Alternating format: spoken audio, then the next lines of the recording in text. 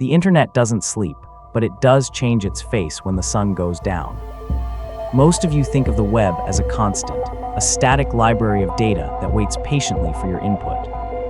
You believe that a URL is a fixed destination, like a house on a street or a star in the sky.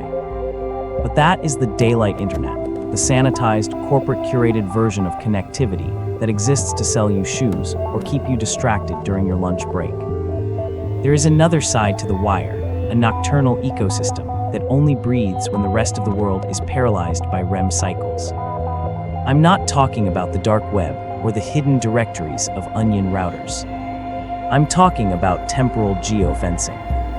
I'm talking about sites that are anchored not to a physical location, but to a specific, haunting moment in time. I first heard about the Blue Hour on a message board that was deleted before I could even bookmark the thread. The users there didn't talk like normal people. They spoke with a jagged, frantic cynicism, as if they had seen the source code of reality and realized it was full of bugs. They whispered about a specific URL, a string of characters so nonsensical it looked like a server stroke. They claimed that if you tried to access it during the day, or even at midnight, you'd get nothing but a standard 404 error. The page was a ghost, a non-entity, a digital void. But if you hit that enter key at exactly 3 a.m., the 404 wouldn't appear.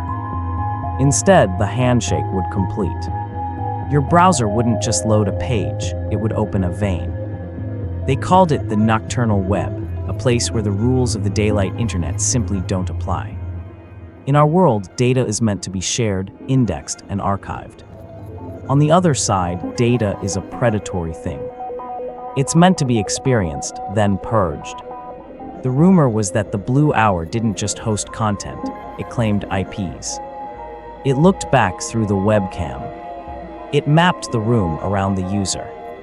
It was a digital lighthouse for things that usually only move in the periphery of our vision. Most of the people in that thread were warned to stay away, but you know how curiosity works. It's a slow-acting poison. The more people tell you a door is locked for your own safety, the more you start to wonder what's so precious on the other side. I spent weeks thinking about it. Every time I looked at my clock and saw it was 3:00 a.m., my heart would start a slow, heavy thud against my ribs. I'd imagine that URL, waiting there in the dark, a silent invitation to see the world's shadows. There's a specific kind of FOMO that only hits the sleep-deprived, the fear that everyone else has seen the truth while you've been wasting your life in the safety of the light. I needed to know if it was real. I needed to know what happened when the handshake finally held. And last night, under the cold, clinical glow of my dual monitors, I finally decided to stop wondering. The house was silent in that heavy, unnatural way that only happens in the dead of winter when the world outside is paralyzed by frost. My bedroom felt like a fortress of normalcy. The radiator hissed with a comforting domestic rhythm, and my cat, Luna, was a soft, rhythmic weight at the foot of my bed. There was a mug of chamomile tea on my desk, stone cold and forgotten, its surface reflecting the amber glow of a small salt lamp. Everything about my physical environment suggested safety, routine, and the quiet dignity of a life lived in the light. But the dual monitors in front of me told a different story. They cast a harsh, clinical blue light across my face, carving deep shadows into the corners of the room that my salt lamp couldn't reach. I felt like an astronaut tethered to a dying station, looking out into a void that didn't want me, but wouldn't let me go. I had the URL copied into my clipboard, a jagged string of alphanumeric characters that felt like a curse waiting to be uttered. I watched the digital clock in the corner of my taskbar. 3:1. 3:2. My mouth was dry, my heart doing that frantic, uneven skip step that happens right before a car crash. I remembered the warning from the Discord server. Once the handshake completes, the packet loss isn't digital, it's personal. I brushed the thought away as the bravado of an edgy teen. It was just a website. It was just code and copper wires and server racks in some air-conditioned basement in a country I'd never visit. It couldn't hurt me. The clock struck 3:3. I hit Ctrl+V, and slammed the enter key with a finality that made the plastic click echo through the empty house. For a heartbeat, nothing happened. The browser's loading icon spun, a small white circle chasing its own tail against a black tab. I expected the 404. I almost hoped for it. I wanted to be proven right, to laugh at the conspiracy theorists and go to sleep. But then the circle stopped. The page didn't just load, it snapped into existence. There was no progress bar, no gradual rendering of images, no delay. It was as if the site had been sitting there in the dark all along, just waiting for me to turn the lights on. The interface was unlike anything I'd ever seen on the daylight internet. It was minimalist to the point of being hostile. There were no ads, no navigation bars, no About Us links. The background was a shade of blue so deep it was almost indistinguishable from the black of the monitor's bezel, a color that seemed to pull the light out of the room rather than emit it. There was no sound, yet my ears rang with a sudden, sharp pressure, as if the room's oxygen had been sucked into the screen. In the center of this digital abyss, a single line of text appeared in a thin, white, typewriter-style font. The handshake is complete. We have your coordinates. I felt a sudden, sharp chill. It wasn't the radiator failing, it was the feeling of being seen. Not by a person, but by a system. Below the text, a dialog box appeared, pulsing with a slow, organic rhythm. It wasn't a standard Windows prompt. The edges were soft, almost blurred, as if the pixels were vibrating. What are you willing to forget to see the truth? I stared at the question. It wasn't a username prompt. It wasn't a password request. It was an invitation to a transaction. The FOMO flared up again, hotter than ever. What truth? What could a website possibly show me that was worth a memory? I typed a single word into the box, anything. The screen flickered once, a violent flash of white that left purple spots dancing in my vision. When my eyes adjusted, the question was gone. In its place was a directory, a list of links that seemed to stretch infinitely downward. Each link was a timestamp, followed by a set of GPS coordinates. I clicked the first link, expecting a video to load with the usual buffering wheel. Instead, the transition was instantaneous. My entire browser window transformed into a high-definition viewport, showing a wide-angle, bird's-eye perspective of an empty playground. It was late, clearly live, and the scene was washed in the same unnatural, deep blue tint that dominated the website's aesthetic. The swings shifted slightly in a breeze I couldn't hear. There was no UI. There was only the feed. I went back to the directory and clicked another. This time it was an interior shot of a grocery store, the long aisles of colorful boxes looking like a tomb. Then another, a desolate stretch of highway. As I scrolled, a sickening realization chilled the marrow of my bones. These weren't security cameras. The angles were wrong. Some were too high, positioned in the middle of empty air. Others were too low, peeking out from the floorboards of a hallway. This was a live feed of the world's shadows, captured by a technology that didn't care about physics. I felt a surge of adrenaline. If this site could see into every corner of the night, what was the truth it promised? I began to click the links faster. I saw a lighthouse on a rocky coast. I saw a subway platform where a single, tattered newspaper blew across the tracks. I saw a nursery where a mobile spun slowly above an empty crib. Each image was a masterpiece of desolation. Then I saw it. It was a thumbnail near the bottom of the page, labeled with coordinates that looked terrifyingly familiar. Every instinct told me to close the laptop. But the site had already claimed my IP. The handshake was complete. The feed loaded. It was a quiet, suburban cul-de-sac. The perspective was from a height of about 30 feet, looking down from the top of a tree that I knew didn't exist. I recognized the cracked pavement of the driveway. I recognized the blue recycling bin that had tipped over in the wind. I recognized the salt-crusted SUV parked under the carport. It was my street. My breath hitched in my throat.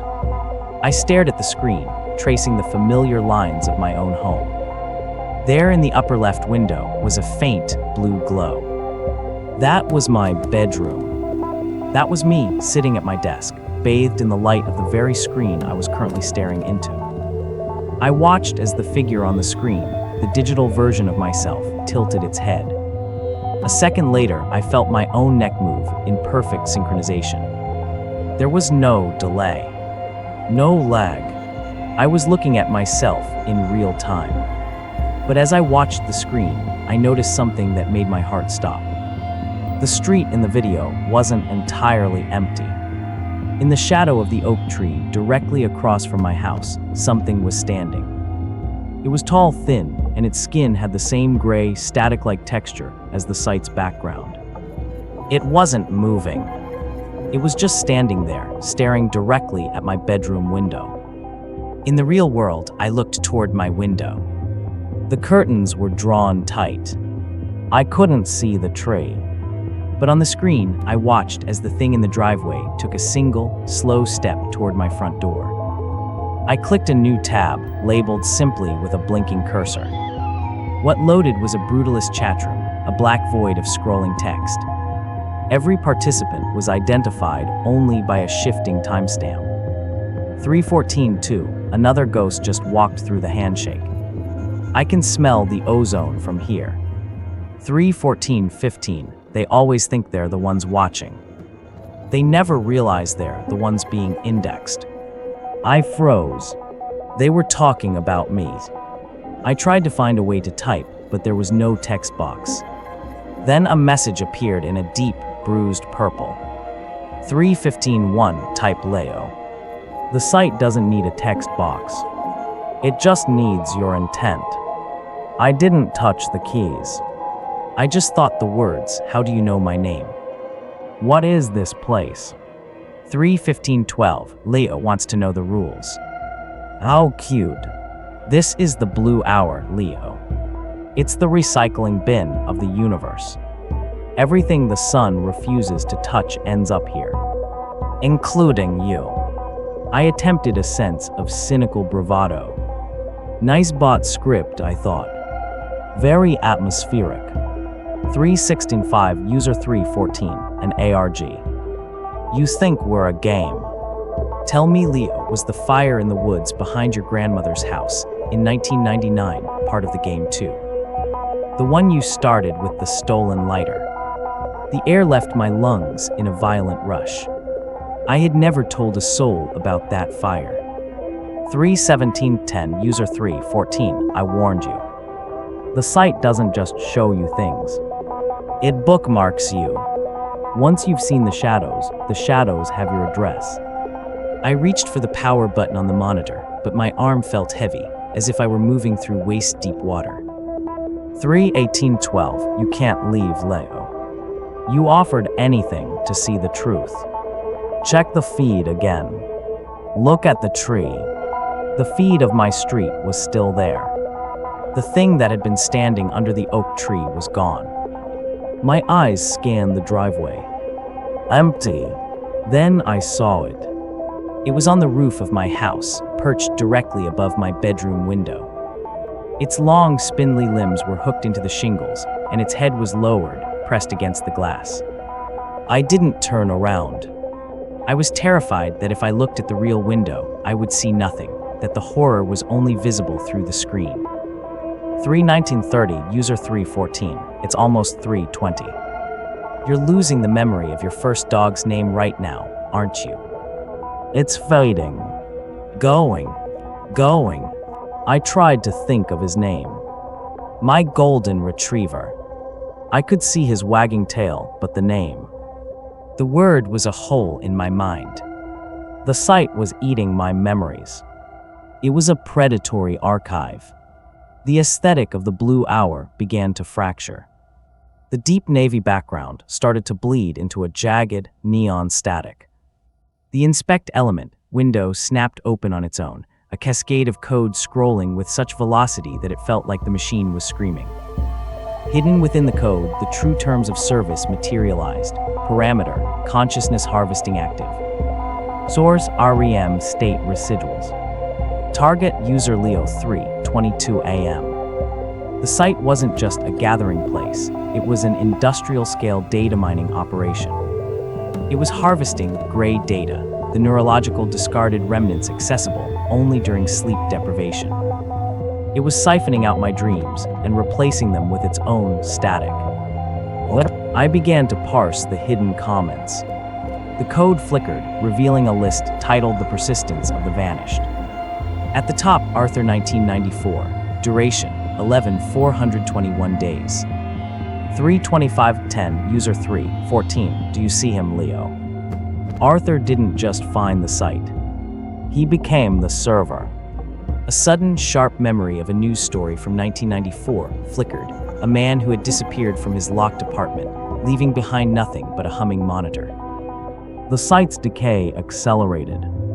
The images in the first tab began to distort into abstract shapes.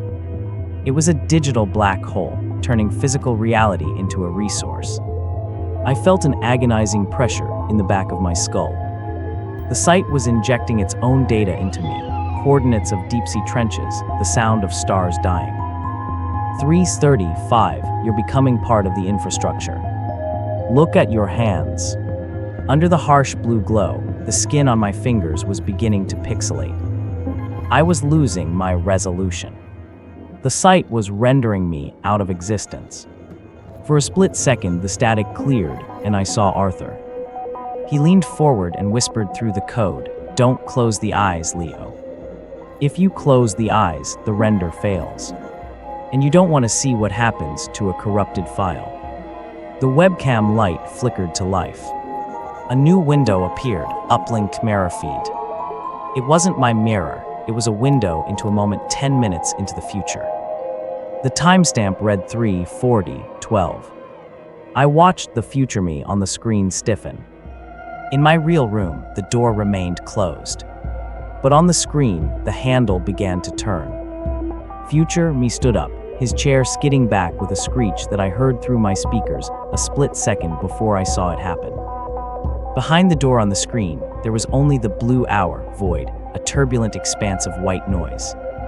The shadow thing was standing there. It didn't attack. It simply lined in, looking at the camera. It was looking at me. 332:45. By watching your future, you're rendering the path for it to follow. I tried to look away, but the CSS of the page had crawled out of the browser and was etched onto my retinas. On the screen, the figure touched Future Me's forehead. I watched as the pixels of his face dissolved, pulled into the thing's palm. He didn't scream. He just faded, his entire identity being converted into a stream of purple text, extracting childhood aromarane. Extracting first heartbreak 17. I felt a sharp, stabbing pain in my chest. I was being unmade to fuel the feed. I looked at the real door. The handle hadn't moved yet, but I could hear the sound of the void, a low, rhythmic thrumming. The smell of ozone was thick enough to taste. Help me, I thought toward Arthur's name. Break the hardware, Leo, his text whispered. The site lives in the signal. If you can't log out, you have to crash the system. Not the software. The marrow. I looked at the salt lamp on my desk. It was heavy, a solid chunk of mineral. The shadow thing's fingers grazed the real wood of my doorframe. The FOMO finally died. I didn't want the truth anymore. I wanted the silence. The digital clock read 3:54 a.m. The blue hour was beginning to wane, accelerating its harvest before the morning. The sounds from the speakers were high-pitched screams of 1,000 modems. I lunged for the exit button, but it leaped away. The close tab command had been rewritten to mean, accept all. 356:45, user 314. If you stay until the refresh, you see the source. But if you pull the plug now, you're just a fragmented file. Which is worse, Leo? The door to my real room was open now.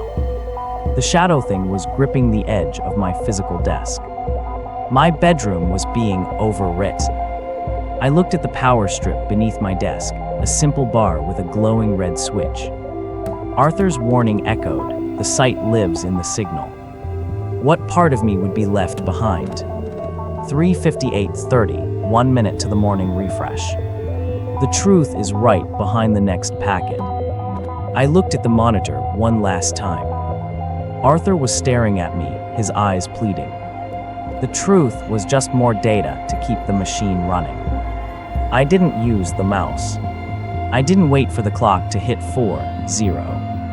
I kicked the power strip with everything I had. The world didn't just go dark, it vanished. There was a violent, silent explosion of purple sparks, and then a void so absolute it felt like I had been erased from history. I woke up on the floor, the copper taste of a seizure on my tongue, and the sunlight mocking me through the blinds. My monitors are dark, the plastic casings warped as if they've been sitting in a kiln. But I didn't come back whole. There are holes in my history, names of friends I know I loved, but can no longer recall, the faces of relatives that have been replaced by blocks of purple static. I am a corrupted file, living in a world that feels a little less high definition than it did yesterday. I'm sharing this because I checked my phone's cache before it fried completely. I saw the active users list from the final refresh. Some of your handles were on there. You think you're just watching a video, but the blue hour is patient. It doesn't need a URL anymore, it has your attention. Tell me in the comments, have you ever woken up and realized you've forgotten something vital? Check your browser history for that 3:0 AM gap. If it's there, you're already part of the archives.